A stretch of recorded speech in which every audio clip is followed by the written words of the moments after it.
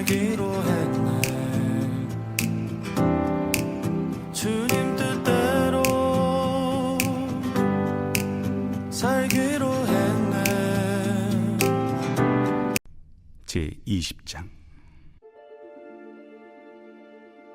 천국은 마치 품꾼을 얻어 포도원에 들여보내려고 이른 아침에 나간 집주인과 같으니 그가 하루 한 데나리온씩 품꾼들과 약속하여 포도원에 들여보내고 또 제3시에 나가보니 장터에 놀고 서 있는 사람들이 또 있는지라 그들에게 이르되 너희도 포도원에 들어가라.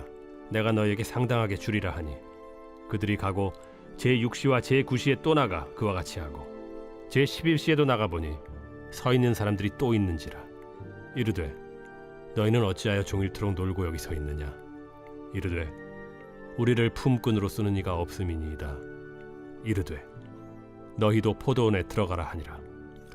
저물매 포도원 주인이 청지기에게 이르되 품꾼들을 불러 나중 온 자로부터 시작하여 먼저 온 자까지 삭을 주라 하니 제11시에 온 자들이 와서 한 데나리온씩을 받거늘 먼저 온 자들이 와서 더 받을 줄 알았더니 그들도 한 데나리온씩 받은지라. 받은 후 집주인을 원망하여 이르되 나중 온 이 사람들은 1시간밖에 일하지 아니하였거늘 그들을 종일 수고하며 더위를 견딘 우리와 같게 하였나이다. 주인이 그 중에 한 사람에게 대답하여 이르되 친구여 내가 네게 잘못한 것이 없노라. 네가 나와 한 데나리온의 약속을 하지 아니하였느냐. 네 것이나 가지고 가라. 나중 온 이 사람에게 너와 같이 주는 것이 내 뜻이니라. 내 것을 가지고 내 뜻대로 할 것이 아니냐. 내가 선함으로 네가 악하게 보느냐. 이와 같이 나중된 자로서 먼저 되고 먼저 된 자로서 나중되리라. 사랑하는 성도 여러분, 어느 회사에 있었던 이야기입니다. 한 팀이 중요한 프로젝트를 하나 맡게 되었다고 합니다. 그래서 이 팀에 소속되어 있는 사람들은 이제 기획부터 마지막 마무리할 때까지 몇 개월 동안 굉장히 밤낮 없이 잠을 설쳐가며 고생을 했었다고 합니다. 그런데 프로젝트 막바지에 한 사람이 새로 합류하게 되었다고 합니다. 그 사람이 이미 만들어진 자료들을 이제 정리하고 마지막 보고서 몇 장을 다듬는 그런 역할을 맡았다고 합니다. 그런데 이 프로젝트가 성공적으로 잘 마무리가 되었습니다. 팀원 전체가 모두 행복하고 기뻐했었다고 합니다. 결국은 이 팀원 전체에게 회사에서는 보너스가 지급되었는데요. 모두가 다 동일한 보너스를 받게 되었다고 합니다. 그 소식을 듣는 순간 처음부터 함께했던 사람들의 마음은 어땠겠습니까? 저 사람은 일한 지 한 달도 안 됐는데 우리는 밤을 새워가며 다 같이 열심히 일을 했는데 왜 우리랑 지급되는 보너스가 똑같지? 이건 좀 불공정하지 않은가? 여러분 어떠십니까? 이런 표현들은 너무나도 자연스럽습니다. 우리는 수고에는 차이가 있어야 한다고 배워왔기 때문에 그렇습니다. 그런데 오늘 본문에서 예수님께서 들려주시는 이야기는 바로 이 너무나도 자연스러운 생각을 정면으로 흔드는 이야기입니다. 아침 일찍부터 일한 사람과 해질 무렵에 와서 1시간가량 일한 사람이 같은 품삯을 받은 그런 이야기입니다. 이 비유를 들으면서 혹시 여러분 마음에도 이런 질문들이 올라오지는 않으십니까? 하나님 나라에서도 정말 이렇게 한다고? 예수님은 오늘 우리가 익숙하게 믿고 있는 공정함의 기준을 다 내려놓고 예수님의 포도원 안에서는 다른 질서가 작동하고 있다는 사실을 보여주고 있습니다.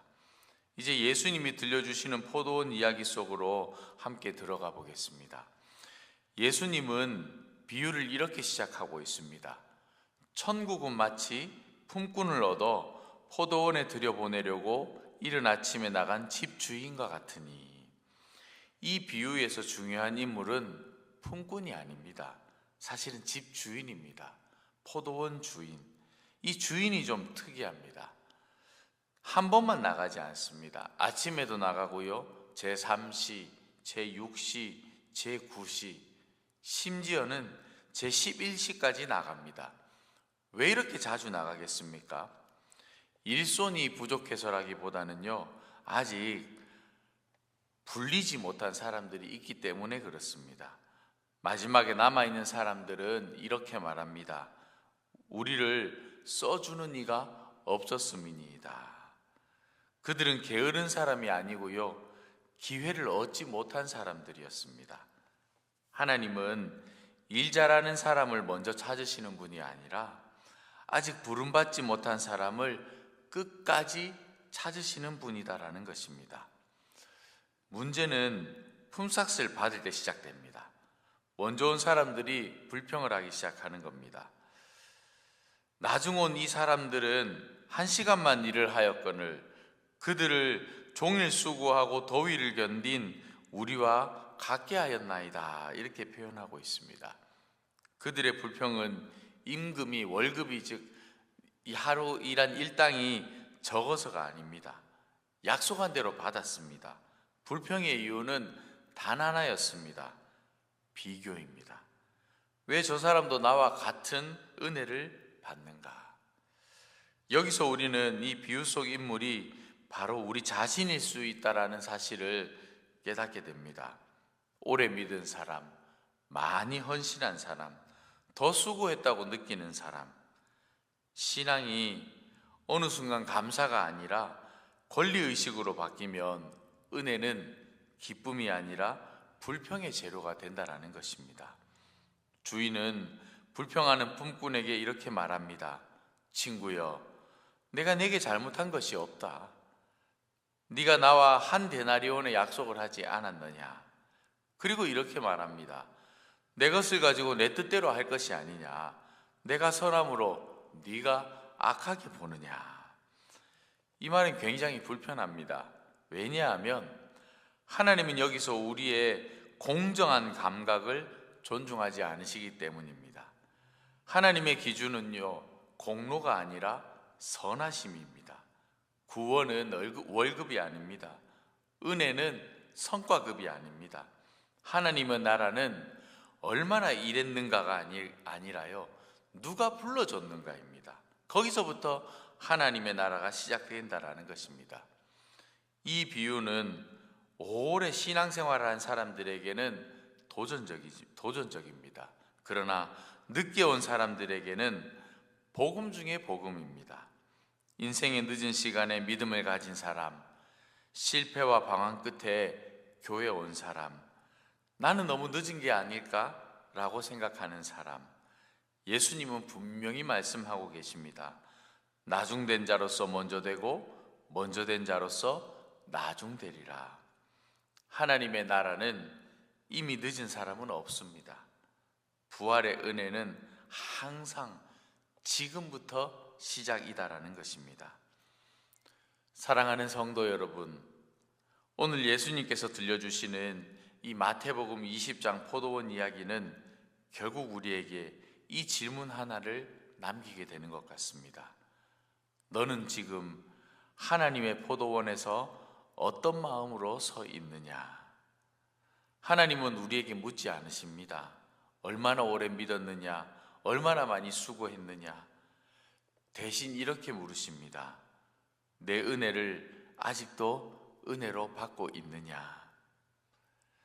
신앙의 시간이 길어지면 길어질수록 우리는 은혜에 익숙해지고, 익숙하면 어느새 비교와 불평으로 바뀔 수 있습니다. 그러나 오늘 주님은 우리를 다시 부르십니다. 성과의 자리로가 아니고요, 자격의 줄세움으로가 아니고요, 은혜의 포도원으로 부르십니다.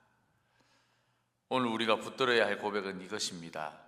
주님, 제가 이 포도원에 서 있는 이유는 제가 잘해서가 아니라 주님이 불러주셨기 때문입니다. 여러분, 이 고백이 회복될 때 우리는 다른 사람의 은혜를 시기하지 아니하고 함께 기뻐할 수 있습니다. 부활의 은혜는 먼저 온 사람의 자랑이 아니라 늦게 온 사람까지 살리는 하나님의 선하심입니다. 오늘 또 하나님은 포도원으로 나가십니다. 그리고 우리를 통해 그 은혜를 흘려보내기를 원하십니다. 이 은혜 앞에 감사로서는 우리 모두가 되기를 주님의 이름으로 축복합니다. 기도하겠습니다. 은혜로우신 아버지 하나님, 오늘 우리를 하나님의 포도원으로 불러주시고 마태복음 20장의 말씀을 통해 은혜의 질서를 다시 배우게 하시니 감사합니다. 우리가 오래 믿은 것을 자랑하지 않게 하시고 많이 수고한 것을 권리로 여기지 않게 하시며 오직 불러주심 자체를 감사하게 하여 주옵소서. 비교하며 마음이 굳어질 때마다 내가 선함으로 내가 악하게 보느냐 하시는 하나님의 음성을 다시 듣게 하시고 은혜를 은혜로 누리는 마음을 회복시켜 주옵소서. 늦게 부름받은 이들을 판단하지 않게 하시고 함께 기뻐하며 함께 감사하는 공동체가 되게 하여 주옵소서. 우리 모두가 같은 은혜로 서 있음을 날마다 기억하게 하옵소서. 오늘도 우리를 포도원으로 부르시는 주님, 계산이 아니라 감사로, 비교가 아니라 기쁨으로, 의무가 아니라 사랑으로 순종하게 하여 주옵소서. 부활의 은혜로 오늘을 살게 하시는 예수 그리스도의 이름으로 기도드립니다. 아멘.